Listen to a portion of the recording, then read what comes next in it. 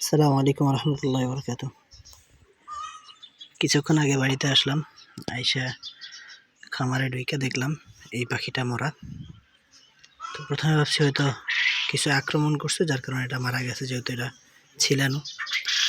পরবর্তীতে খাঁচার অন্য একটা শেডে লক্ষ্য করলাম এই পাখিটা মরা। ভাবছি হয়তো ডিম আটকায় মারা গেছে, পিছনে ডিম আটকায় রয়েছে, ভাবছি এই কারণে মারা গেছে। মুখে লালা আছে, এটা প্রথমে খেয়াল করিনি। পরবর্তীতে আবার 5 মিনিট পরে যাই দেখি যে এই পাখিটা মারা, মুখের ভিতরে লালা আছে। তো চিন্তায় পড়ে গেছি। খাঁচার ভিতরে দেখলাম আরও অনেকগুলো পাখি ঝিমাচ্ছে। আমার আশেপাশে একবার বার্ড ফ্লু হয়েছিল কিছুদিন আগে।